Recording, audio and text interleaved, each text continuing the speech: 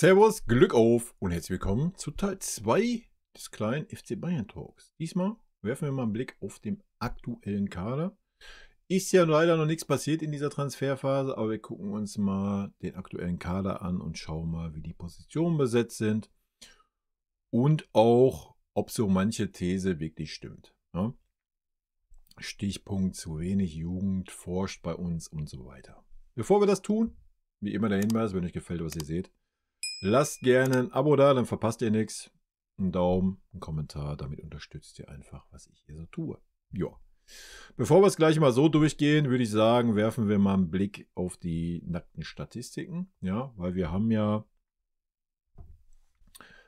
ich weiß gar nicht, ich glaube, den ältesten Kader in der Bundesliga auf jeden Fall. Und in der Champions League waren wir auch der zweitälteste Kader. Erst recht, wenn wir die Startaufstellung schauen. Wenn wir uns allgemein mal den Kader anschauen würden, gehen wir die Position mal ganz kurz durch. Jonas Obig 21. Ja. Der könnte bedenkenlos Stammtorwart sein. Ist er leider nicht. Da steht da ein 39-Jähriger drin. Das zieht natürlich den Schnitt extrem hoch. Abwehrreihe Upa eigentlich gesetzt mit 26. Dazu jetzt Jonathan Tah mit 29 oder Minjay mit 28. In der Innenverteidigung finde ich das ein sehr, sehr gutes Alter. Sehr, sehr gute Mischung. Wobei Upa natürlich auch immer noch eine Geschichte ist, weil der Vertrag läuft aus.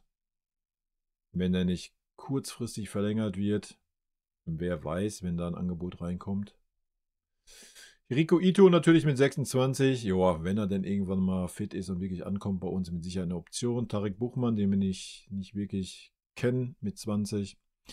Davis 24, wenn wir auf Außenverteidigerposition sind, dazu einen 31-Jährigen als Backup. Völlig fein.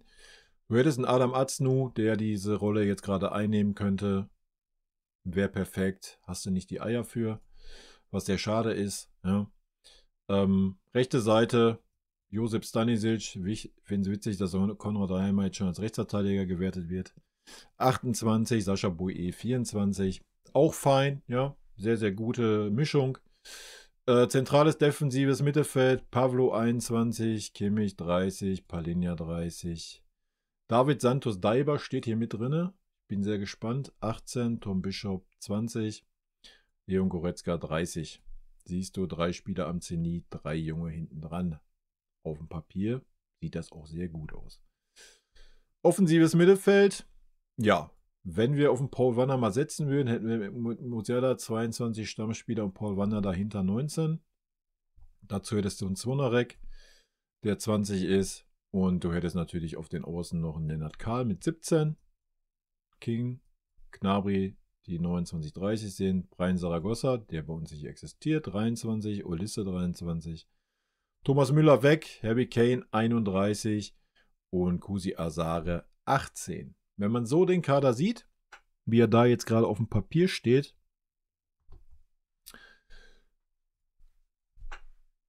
wäre es ein sehr, sehr guter Kader vom Altersschnitt. Ja, wir reden jetzt nicht von der Qualität, sondern einfach mal vom Alter. Von der Struktur des Kaders, vom Aufbau. Wir haben ein paar super erfahrene Spieler. Wir haben so ein paar, die gerade auf ihrer Prime sind, wenn man so vom Fußballeralter redet. Und viele Junge hinten dran. Ja. Das Problem ist halt nur, dass diese Jungen nur auf dem Papier existieren. Ja. Die existieren auf dem Papier, weil sie junge Spieler sind, weil sie deutsche Spieler sind. Und auf dem Papier da sein müssen, weil jeder Verein eine gewisse Anzahl an jungen Spielern und deutschen Spielern braucht. Deswegen stehen die in diesem Kader. Ja, das ist das Thema. Wenn wir die Eier hätten, mal wirklich diese Spieler, die jetzt alle dort aufgelistet waren, auch zu nutzen, ja, dann hätten wir einen sehr ausgewogenen Kader. Ja. Und dann kannst du auch argumentieren, ach ja, komm, ich tue nochmal so einen 30-Jährigen weg auf Außen, hole so einen Diaz mit 29 oder 28, der dann 29 wird. Alles fein. Ja? Kannst du dann so argumentieren. Ne? Wenn du die breite Masse einsetzen würdest, die du in deinem Kader hast. Ja? Aber das tun wir halt leider nicht. So, wenn wir das tun würden, wäre dieser Kader gerade in einer sehr, sehr guten Mischung unterwegs, wie ich finde. Ja? Aber man hört es ja zumindest, man denkt lieber darüber nach, einen Paul Wanner noch zu verleihen, den noch zu verleihen, den Adam Aznu zu verkaufen und so weiter und so fort. Ja? Also dieser Kader, ich mache dieses Video, um uns das mal dann auch als Vergleich zu nehmen. Ja? 1. September ist der Transfermarkt geschlossen. Und dann gucken wir mal, wer noch so da ist oder wer auch neu dabei ist. Ja.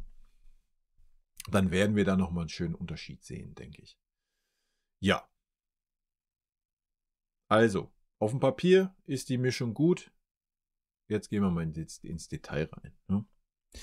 Dazu nehmen wir einfach mal die Bayern-Seite. Da sehen wir die Gesichter nämlich zu Leon Klanak. I don't know, haben wir noch nie gesehen. Ne? Der existiert wirklich nur auf dem Papier. Den werden wir auch nie sehen.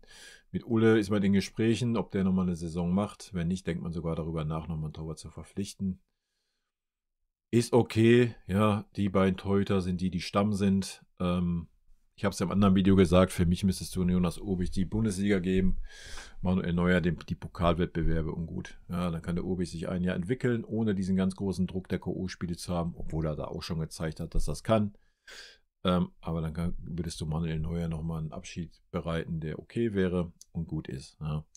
Sehr wahrscheinlich wird es daraus hinauslaufen, dass Manuel Neuer der älteste spielende Torhüter dieser Welt werden wird bei uns. Ja, wir gucken also in 5 Jahren mal, ob Jonas Obich sich dann weit genug entwickelt hat. Ja, ist natürlich eine absolute Farce, aber anderes Thema, anderes Video. Gut, dahinter hast du den Ulle, der auch schon, weiß ich nicht, 36, 37 ist, wird sehr wahrscheinlich verlängern, noch ein Jahr und dann ist er unsere Nummer 3, alles fein, alles gut. Hast natürlich einen Altersschnitt, der schon ziemlich wild ist mit den beiden alten Säcken, aber ich denke, auf einer Torwartposition, wenn du auf den jungen Torwart setzen würdest, wäre das völlig fein. Den mittleren hast du ja verliehen, ja, mit Daniel Peretz, den hast du abgegeben. Ist für Daniel natürlich gut, gerade beim HSV, da wird er einiges zu tun bekommen in der kommenden Saison, das ist sehr gut. Wollen wir hoffen, dass er da als Nummer 1 sich durchboxen kann, das würde ihm mit Sicherheit sehr gut tun. In der Verteidigung, ja, viele, viele Baustellen. Wir haben es ja schon gesehen, Opa 26 ist absoluter Stammspieler, daneben wird Minjay Kim oder Jonathan Tah spielen, 28 oder 29 ist auch fein. Des Weiteren hast du noch Hiriko Ito, der natürlich noch ein bisschen Zeit braucht und dann hoffentlich verletzungsfrei bleibt und hoffentlich bei uns ankommt. Ich halte sehr viel von dem Spieler. Und dann bist du auf der Innenverteidigerposition sehr gut aufgestellt mit 4 Innenverteidigern. Ja, du hast zur Not noch einen Stunny, der das sehr, sehr gut spielen kann, wie ich finde, den Innenverteidiger. Mir sehr, sehr gut gefallen bisher. Und da hast du keine Kopfschmerzen. Ja, solltest du Minjay Kim abgeben, wirst du nochmal irgendwas verpflichten als Innenverteidiger, bin ich mir sicher. Ja, wie gesagt, sobald Ito fit ist und mal richtig ankommt bei uns, hast du keinerlei Kopfschmerzen auf der Innenverteidigerposi. Linker Verteidiger, rechter Verteidiger sieht es ein bisschen anders aus. Linker Verteidiger haben wir Alphonso Davies. Verletzt, noch monatelang. Und das war's. Ja, offiziell Rafa Guerrero, der diese Posi für mich absolut nicht auf Bundesliga-Niveau spielen kann. Adam Azno könnte das mit Sicherheit. Wir sehen es, hat 8 Minuten gespielt bei uns. Grandios, oder?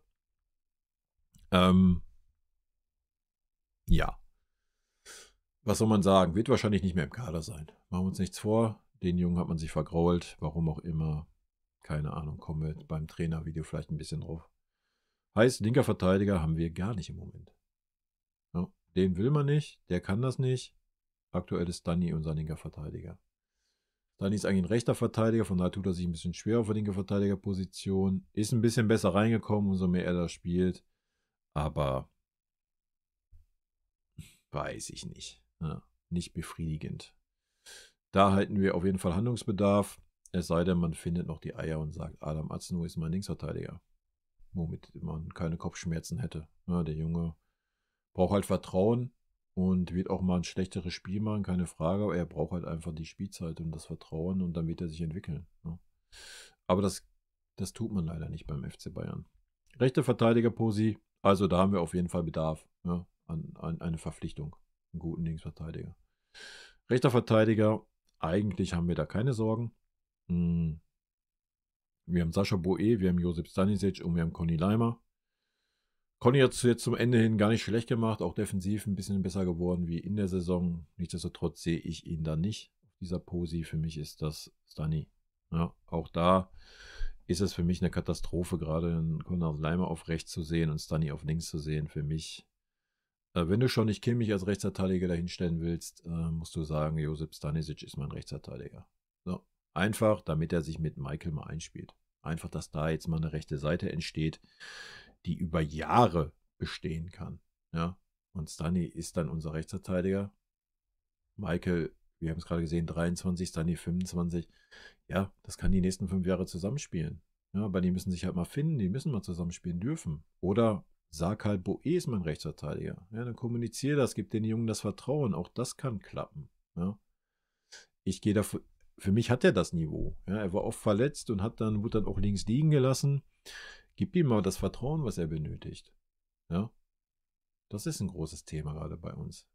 Du musst jetzt aber in der neuen Saison endlich mal reinstarten mit einer rechten Seite, die deine rechte Seite für die kommenden Jahre ist. Und das kann nicht Konrad Laimer sein. Sorry. Wenn das Konrad Laimer sein soll, ja gut, dann do it. Ja, dann müssen wir alle damit leben. Ich auch. Für mich ist es Konrad Laimer nicht. Erst recht nicht, wenn du einen Stunny in der Mannschaft hast. Ja. Von daher stell den Stunny nach rechts. Lass sich da eine Seite bilden. Mit Michael entweder Boe.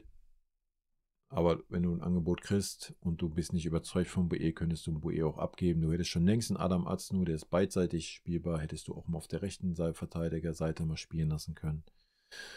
Und jetzt zur Not, ja, musst du einen Conny Laimer von rechts nach links ziehen, ja, wenn du da keinen anderen hast. Aber einen Stunny nach links zu ziehen als Rechtsverteidiger, um dann Konrad Laimer, der Mittelfeldspieler ist, als Rechtsverteidiger auflaufen zu lassen, warum verstelle ich 2 Leute, wenn ich nur einen verstellen muss? Verstehe ich nicht. Ja.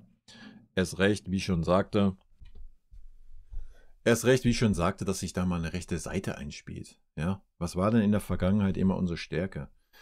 Dass wir Seiten hatten. Ja. Wir brauchen jetzt nicht von Ribéry und Robben träumen, aber die haben halt auch harmoniert mit ihren Verteidigern jeweils. Ja. Das passiert bei uns gar nicht. Das passiert bei uns gar nicht. Da kann sich nichts einspielen. Ja. Erinnert euch an die Einsätze von Fonsi letztes Jahr. Katastrophe, wenn da auf einmal ein Lieber rumlief. Katastrophe, wenn auf einmal der da vorne rumlief. So, da war es kein Zusammenspiel. Ja, die einzige Konstante war letztes Jahr Konrad Laimer und Ulisse. So. Ja, es müssen Konstanten her auf den Außenbahnen. Das ist da eine Abstimmung. Wie blind haben sich Alaba und Ribéry verstanden. Ja. So, da muss man doch mal wieder hinkommen. Ja, und das kann nicht Konrad Laimer sein, Leute. Wenn das Konrad Laimer jetzt unser Standard-Rechtsverteidiger sein soll, ich habe es gerade schon gesagt, ja, alles gut. Dann müssen wir uns damit abfinden. Dann kommuniziert das aber auch. Ja. Für mich kann es das nicht sein. Du hast einen Stunny, der in Leverkusen es überragend gemacht hat. Der das nachgewiesen hat und hat bei uns, 3 Spiele als Rechtsverteidiger spielen dürfen? Hä? Ja. Also die Zeit des Experimentieren und so muss vorbei sein. So, wir müssen jetzt Seiten einspielen. Ja. Linke Seite ist natürlich schwierig, Alphonso Davies fällt noch monatelang aus. Ja, also Rechtsverteidiger haben wir ein Überangebot, sind wir ehrlich. Du hast Boe, du hast Stunny, du hast einen Kimmich eigentlich, was natürlich der Traum wäre, was natürlich nie passieren wird bei uns. Und hast zur Not noch einen Conny Laimer, der das mal aushelfen kann, ja, was er nachgewiesen hat. Aber defensiv ist ein Conny Laimer kein Rechtsverteidiger, Alter. Ja.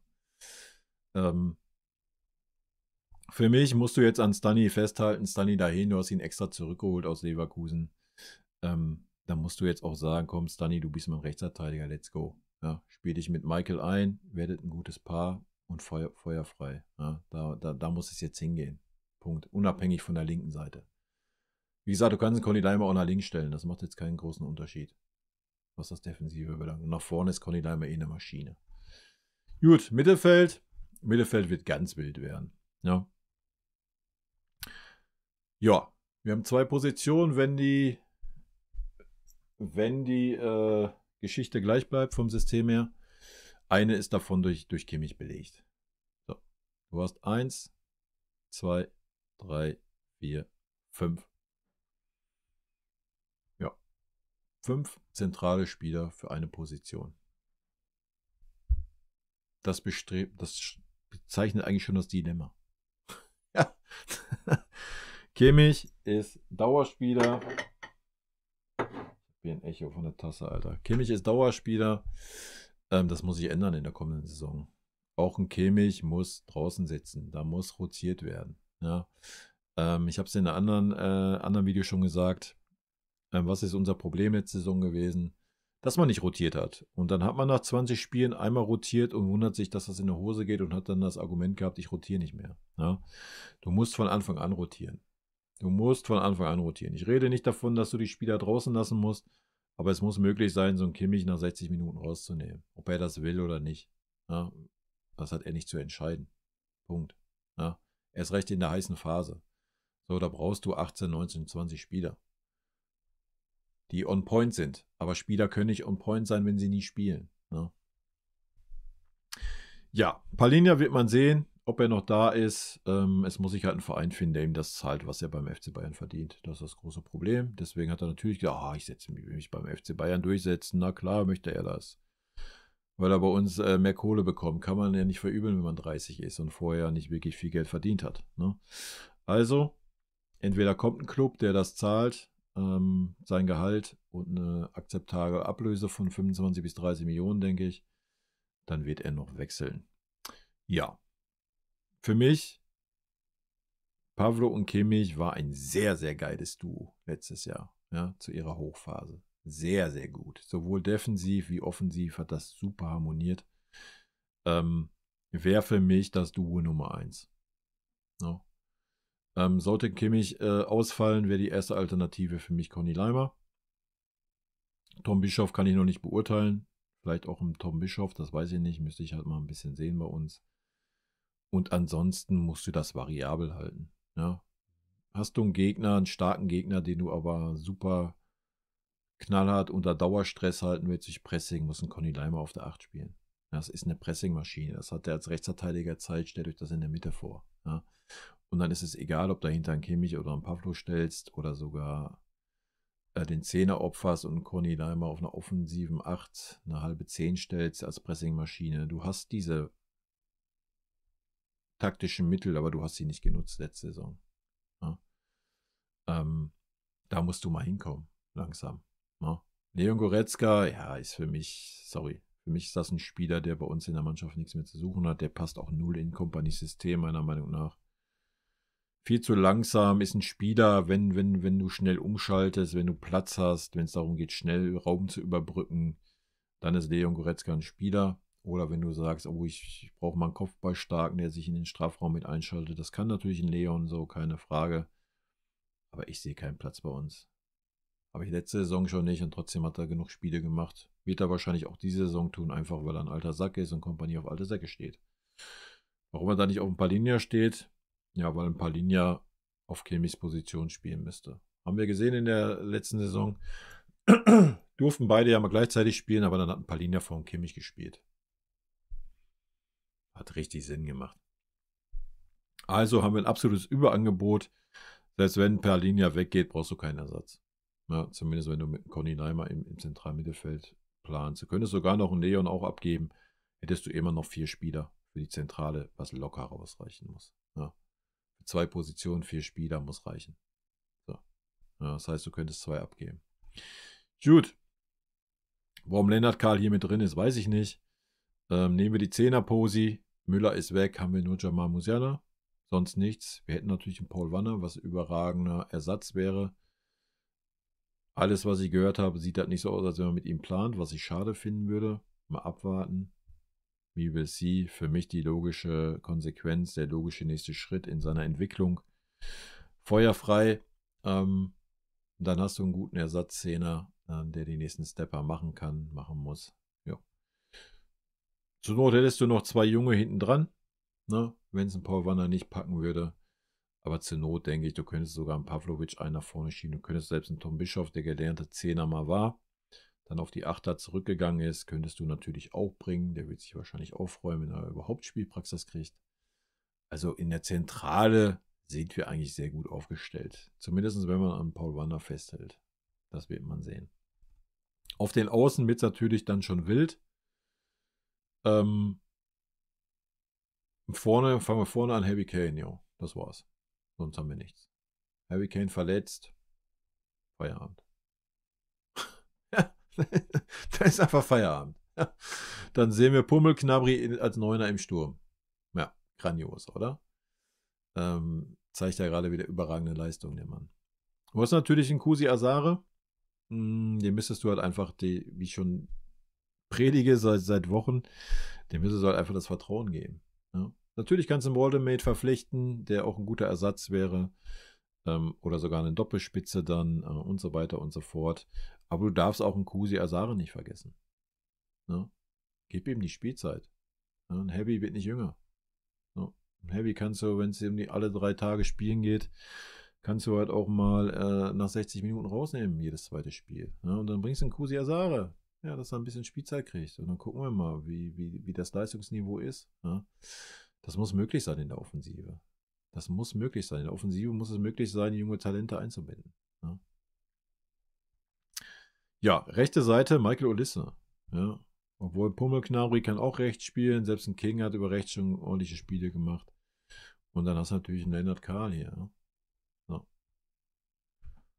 Ich habe es ja im anderen Video gesagt, Lennart Kahl muss in der kommenden Saison der Einwechselspieler Nummer 1 auf dem Flügel sein. Egal, wen wir noch verpflichten werden. Verpflichten wir den Diaz, verpflichten wir den und den. Lennart Kahl muss die erste Einwechseloption sein. Ansonsten wirst du diesen Spieler nächstes Jahr verlieren. Der hat noch ein Jahr Vertragslaufzeit, ist ein Talent. Ja, und entweder packt das oder packt es nicht. Ja? So ganz einfach. Aber du musst dem die Spielzeit geben. Wenn es darum geht, in der 70., 60. Minute, es sollen Flügelstürmer ausgewechselt werden, muss Lennart Kahl der Erste sein, der eingewechselt wird. Egal, ob da noch ein Komar mit auf der Bank sitzt und ein Knabri drauf geschissen. Ja. Mut zum Risiko, Lennart Kahl muss die erste Option sein. So, das ziehst du mal ein halbes Jahr durch und siehst du dann, oh, das reicht nicht, das ist nicht das Niveau für den FC Bayern. Ja, dann gut, ja, dann hast du es probiert, alles fein, dann kannst du ihn verleihen oder er wird den Verein dann eh verlassen und gut ist, ja, aber du hast es versucht, ja, wir müssen es versuchen halt. Und egal, ob der jetzt Knabri, Coman heißt, sonst was. Die haben beide keine Leistung gezeigt. King war okay bei der Club-WM, ja, aber ansonsten zeigen die keine Leistung. Erstens für das Geld, was sie verdienen und zweitens, ich mir nicht vorstellen, dass ein Jugendspieler, der sich voll reinkniet, da viel, viel schlechter wäre. Ja, sag ich euch, wie es ist. Und so ein Jugendspieler kann halt noch Steps machen. So, die machen keine Steps mehr. Die machen Steps nach hinten, aber nicht mehr nach vorne. Ja. So. Rechte Seite, Michael Olisse, brauchen wir nicht drüber reden, Alter. Absolute Maschine, wenn der verletzt ausfällt. Wenn du die Alternativen siehst, kannst du die Offensivabteilung abmelden, Alter. Wenn wir jetzt schon davon ausgehen, dass Musiala weg ist. Ja. Was er ja ist. Ja. Das wäre eine Vollkatastrophe. Thomas Müller existiert nicht mehr. Saragossa haben wir leider kein Interesse. Auch da hättest du schon jemanden für die linke Seite. Hättest du in deiner Mannschaft. Müsstest du halt einfach mal Vertrauen schenken. Willst du nicht? Ja, dann musst du dich mit Diaz beschäftigen. Ja. Also, auf den Außen, ja, kannst du verkaufen. Machen wir uns nichts vor. Kommen natürlich keine Angebote rein, weil sich keiner die Gehälter leisten kann. Ja. So. Und gerade, wir kriegen es ja noch niemals hin, irgendeinen Außenbahnspieler zu verpflichten. Tillmann hast ja nicht die Eier gehabt, den zu holen für 35 Millionen, was ein No-Brainer gewesen wäre.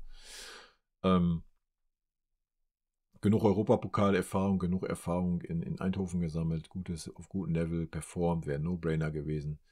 Hätte bei uns mit Sicherheit den nächsten Step gemacht, wird den nächsten Step in Leverkusen machen. Wir werden es in den Arsch beißen in 1-2 Jahren, wenn wir die Entwicklung von ihm sehen werden. Joa, selber schuld. Ja? Du hattest den perfekten für die linke Außenbahn mit Matistel in deiner Mannschaft, hast du vergrault, hast du dann für 35 Millionen verkauft. Wo du dann jetzt 45 Millionen drauflegst, um Diaz zu verpflichten. Ja, maybe. Let's go. Ja, ich bin sehr gespannt auf den Spieler. Alles, was ich sehe, was ich gelesen habe, ist der kein Deut besser, wie es ein Pummelknabri oder ein Coman ist. Ja, haut sich wahrscheinlich mehr rein. Ja, Kolumbianer sind heißblütiger und so. Verständigung ist schlecht. Kann nur gebrochen Englisch nach 4 Jahren in Liverpool. Von Deutsch brauchen wir nicht anfangen.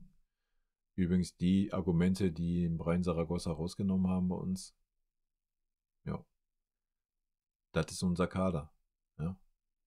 Also, wenn der ausfällt, plus den, kannst du die Mannschaft abmelden. Kannst du die Mannschaft abmelden. Es sei denn, du hast da mal die Eier an Kusi Asare und Lennart Kahl zu bringen und die machen beide die Bombenexplosion und liefern. Ja. Aber es wird dann darauf hinauslaufen, dass ein Gnabry vorne in der Spitze spielt und so ein Kingsley Coman die rechte Seite beackern wird. Ja. Katastrophe. Katastrophe. Also, Fazit. Fazit, haben wir dieses Jugendproblem, wovon ich auch immer rede.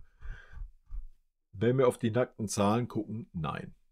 Ja, gehen wir es kurz durch. Jonas Urbich, 21. Opa mit 26 können wir mit reinnehmen. Fonzie Davis, 24. Hast du schon mal 3. Stunny, 25, 4. Dann lass mal Adam Aznu raus. Ich nehme mal nur die safe da sind nächstes Jahr. Ja. Jamal Musiala, 22, 5. 6, Pavlovic. Tom Bischoff lasse ich auch erstmal raus, dann bin ich mir noch nicht sicher, ob wir den lange sehen. Michael Olisse, 23, 7. Ja, du hast 7 Spieler, wovon einer, Michael Olisse, 2, Jamal Musiala, 2,5, Pavlo,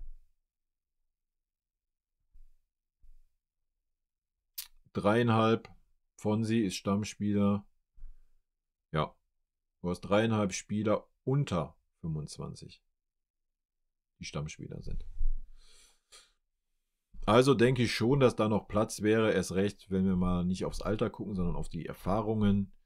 Wenn es darum geht, ist Musiala schon super erfahren, genauso wie ein Fonzie Davis. Die kannst du natürlich jetzt nicht gleichstellen wie mit dem Woldemade zum Beispiel, der das gleiche Alter hat, sogar ein Jahr älter ist wie Jamal Musiala, hat aber natürlich viel, viel weniger Erfahrung. Ja. Wir haben auf dem Papier eine sehr, sehr gute Mischung vom Alter in diesem Kader.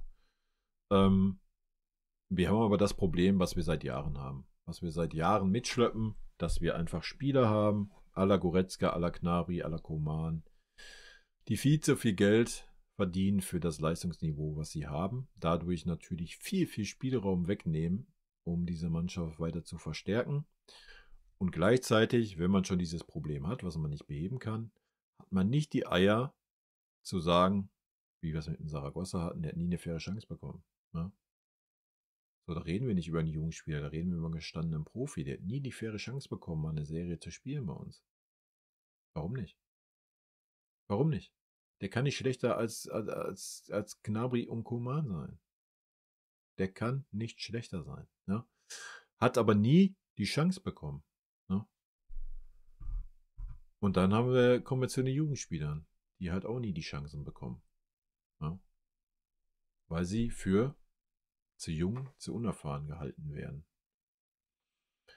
Ob von Trainerseite her, von Vereinsseite her, wenn ich raten müsste, wenn ich mir die letzte Saison angucke, ja, dann wissen wir alle, woran es liegt, oder?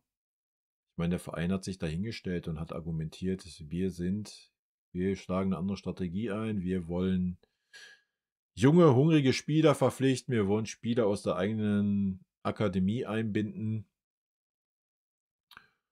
Und wenn man das dann mal überprüft, ist davon letzte Saison gar nichts passiert. Man hat diese Saison natürlich mit dem Tom Bischoff einen verpflichtet. Ich sehe nicht, wo er Spielzeit bekommen wird. Ich bin sehr gespannt.